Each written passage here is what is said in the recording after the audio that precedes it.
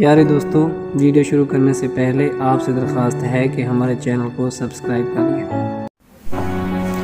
بناوٹ ہو تو ایسی ہو کہ جس سے سادگی ٹپکے، زیادہ ہو تو اصلی حسن چھپ جاتا ہے زیور سے۔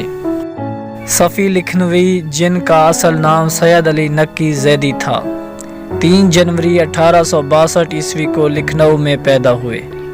صفی کی ابتدائی تعلیم 5 برس کی عمر میں بسم اللہ سے ہوئی۔ ابتدا میں فارسی اور عربی درسیات مولوی احمد علی اور چچا سید حسین سے، جو ایک نامور حکیم تھے، حاصل کیں۔ کاکوروی کے مولوی شمس الدین سے بھی استفادہ کیا۔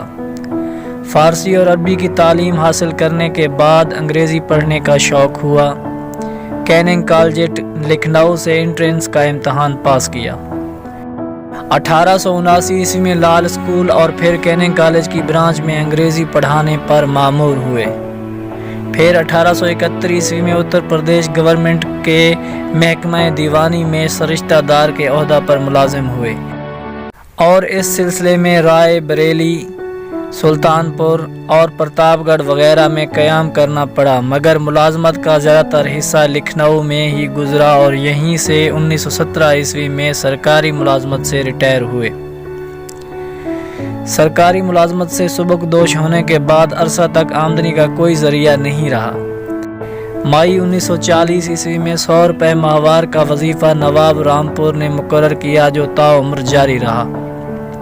صفی نے 13 سال کی عمر میں شعر کہنا شروع کر دیا تھا، اور پھر دھیرے دھیرے اس فن میں اتنی ترقی کی کہ تمام اصناف سخن پر قدرت حاصل کر لی۔ صفی کی شاعری 1877 عیسوی سے 1950 عیسوی تک 8 دور سے گزری، اور انہوں نے 1877 عیسوی سے لے کر اپنی آخری عمر تک لکھنؤ کی بزم ادب کو اپنے فن اور وجود سے رونق بخشی۔ صفی نے لکھنؤ کے عام شعری مزاج سے ہٹ کر شاعری کی، ان کا یہی انفراد ان کی شناخت بنا۔